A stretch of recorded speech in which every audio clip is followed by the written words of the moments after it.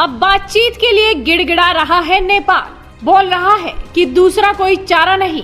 चीन के बहकावे में आकर नेपाल ने अपने नक्शे में बदलाव तो कर लिया, लेकिन अब वो भारत से बातचीत के लिए बेताब है। नेपाल के कदम अब लौटते हुए नजर आ रहे हैं। नए नक्शे में भारत के इलाकों पर अपना अधिकार जताने के बाद अब वो बातचीत की मेज पर आने लगा है। नेपाली विदेश मंत्री प्रदीप कुमार ग्यावली ने कहा कि हम सीमा विवाद को लेकर भारत के साथ बातचीत करने के इच्छुक हैं। इसके अलावा हमारे पास कोई दूसरा रास्ता नहीं है।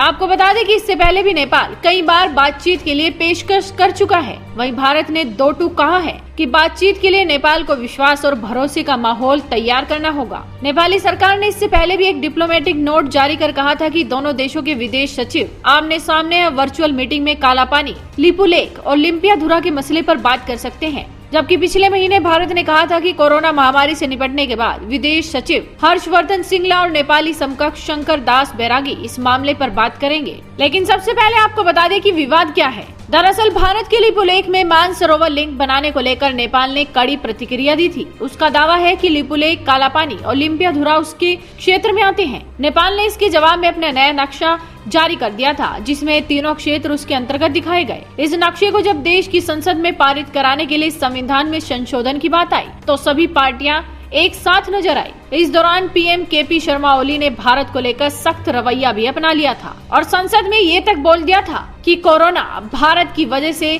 फैल रहा है। इससे पहले रक्षा मंत्री राजनाथ सिंह ने जब लिपुलेख से कैलाश मानसरोवर जाने वाले रास्ते का उद्घाटन किया था, तब भी नेपाल ने इसका विरोध किया था। इसके बाद 18 मई को नेपाल ने नया नक्शा जारी कर दिया। भारत ने साफ कहा था कि नेपाल को भारत की संप्रभुता और क्षेत्रीय अखंडता का सम्मान करना चाहिए। नेपाल के नेतृत्व को ऐसा माहौल बनाना चाहिए जिससे बैठकर बात हो सके। नेपाल के इस कदम से भारत के साथ उसके रिश्तों पर गहरा असर पड़ा। भारत ने साफ कर दिया कि वो अपनी संप्रभुता से समझौता नहीं करेगा।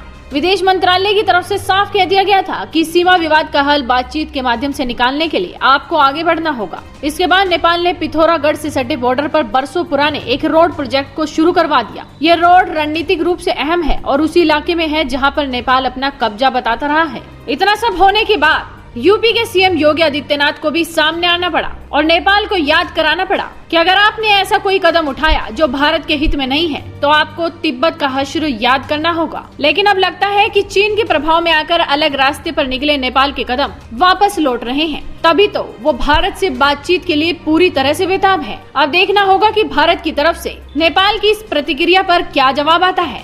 इस वीडियो को ज्यादा से ज्यादा शेयर कीजिए, साथ ही चैनल को सब्सक्राइब करना बिल्कुल मत भूलिए।